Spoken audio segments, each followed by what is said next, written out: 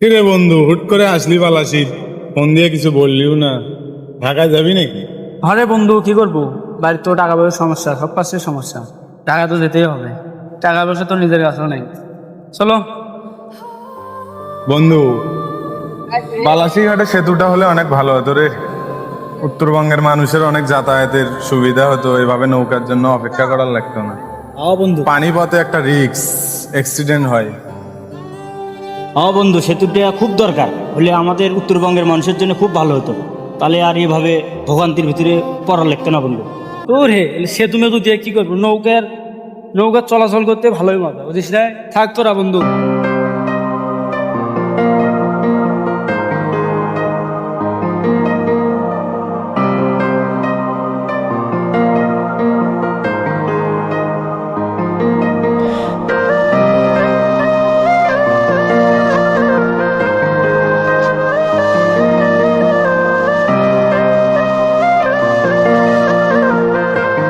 বড় ভাই টিকিট কাউন্টারটা কোথায়? টিকিট কাউন্টারটা ওই সাইডে ভাই।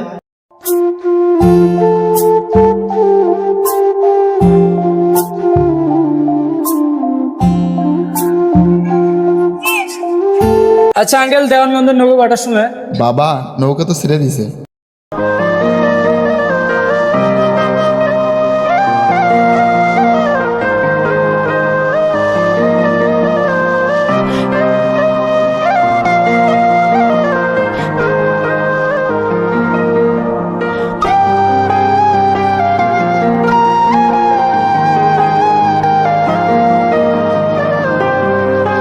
শালার আজকে যদি বালাসিঘাটে একটা সেতু থাকলে হয়, উত্তরবঙ্গের মানুষের এত সমস্যা হলো না হয়। টাইম মতো আসতেও নৌকাটা পারলাম না। সেতু থাকলে গাড়ি দিয়ে যখন তখন যাতায়াত করতে পারতো। কিরে বন্ধু, হুম। ওটা তো অনেক সময় হলো সাইডে দিছি, দেখি ওই হ্যাঁ। নৌকা পাইছে নাকি একটাবার খোঁজ নিয়ে দেখি। চলো।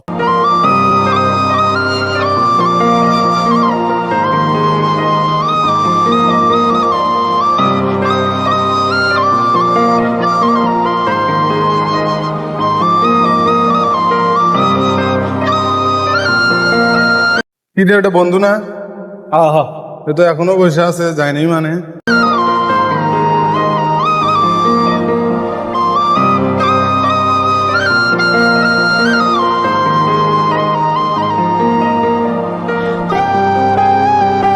কিরে বন্ধু, তুই এখনো যাসনি?